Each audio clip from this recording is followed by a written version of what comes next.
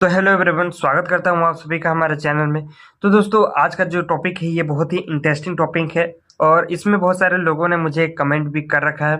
तो देखो, उसमें अधिकतर क्या-क्या चीज़ें बोली हैं कि देखो, एसआईपी यदि आपका मेरा ऑटो पे है तो उसमें से फेल हो जाती है, तो उसमें कितना पेनल्टी लगती है, क्या कुछ होता है, इसके बारे में बताओ। तो देखो, इसमें बहुत सारी चीज़ ऐसी हैं जो कि आपको जाननी चाहिए होती है। तो क्या-क्या वो चीज़ें हैं, चलिए आसान भाषा में इसको समझते हैं। तो सबसे पहले हम लोग ये समझते हैं कि एसआईपी ऑटो पे आखिर होता क्या है। देखो, एसआईपी ऑटो पे आखिर इसको हम लोग ऐसे बोल सकते हैं, जैसे कि आपको आज का 20 तारीख है और 20 तारीख को ही आपका पैसा कट जाता है। इसी को हम लोग कहते हैं एसआईपी ऑटो पे, यानी कि ये तय समय पे तय कीमत कट जाना।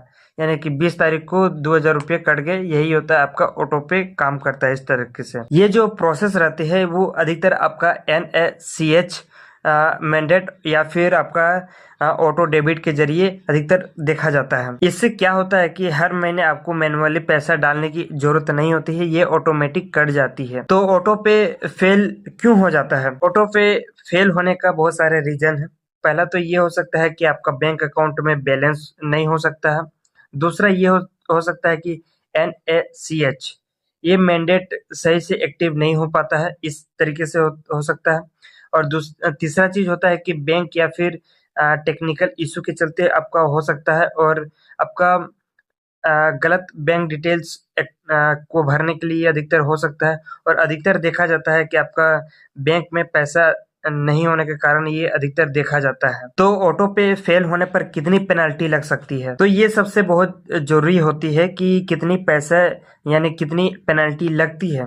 तो देखो, ये अधिकतर म्यूचुअल फंड कंपनी रहती है वो अधिकतर कोई भी पैसा चार्जेस नहीं करती है, लेकिन बैंक जरूर करती है।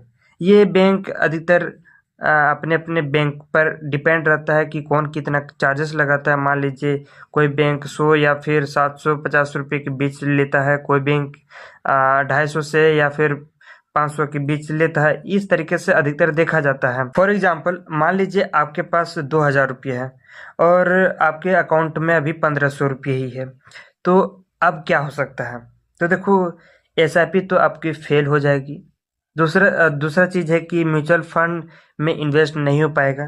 और तीसरा चीज़ है कि आपको पेनल्टी लग सकता है, जैसे कि आपको 250 या फिर आपको 500 रुपये तक का आपको चार्जेस लग सकती है। तो क्या एसआईपी बंद हो जाएगा? अगर एक या दो बार आपकी फेल भी हो जाती है, मतलब एसआईपी का जो रहती है वो अधिकतर फेल भी हो जाती है, तो वो कोई भी दिक्कत नहीं करती है। लेकिन वहीं पे यदि 3 या 4 बार होने लगे तो म्यूचुअल फंड वाले जो कंपनी वाले रहते हैं वो अधिकतर आपको कैंसिल कर सकते हैं। तो क्या क्रेडिट स्कोर पर कोई असर पड़ सकता है? आमतौर पर एसआईपी फेल हो जाने से आपका सिबिल स्कोर पर कोई भी असर नहीं पड़ता है, लेकिन यही यदि आपको बार बार होने लगे तो ये आपका बैंक जो रहती है अपना चार्जेस कटती है, उससे बार बार हो जाएगा तो वो आपको थोड़ा सा सिबिल स्कोर डाउन कर सकता है। जिससे क्या होता है कि आपको जब भी आप लोन लेने जाते हो या फिर कुछ भी करने जाओगे, उस टाइम आपको थोड़ा सा दिक्कत हो सकती है। तो क्या हम ऑटो पे फेल होने पर हम कैसे बच सकते हैं, आइए इसके बारे में जानते हैं। तो इसमें सबसे पहला चीज होता है कि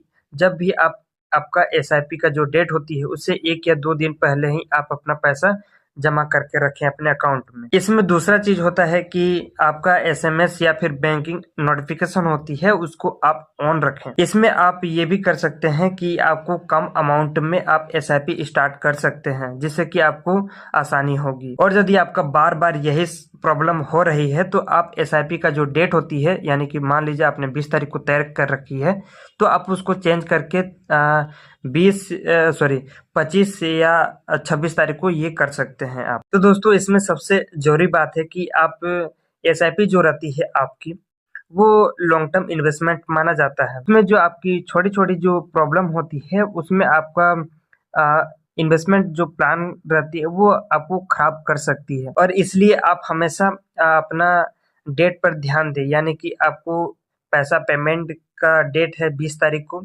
तो उससे 1 या 2 दिन पहले ही आप अपने अकाउंट में पैसा जमा करके रखें, ताकि आपको कोई भी प्रॉब्लम ना हो। जिससे आपका क्या होता है कि आपका डिसिप्लिन भी मेंटेन होता है, पेशेंस भी होता है, और फिर आपका लॉन्ग टर्म ग्रोथ भी आपका देखने को मिलती है। तो आई होप ये छोटी सी जानकारी आपको पसंद आई है। पसंद आई तो वीडियो को लाइक, चैनल को सब्सक्राइब जरूर से कर लीजिएगा।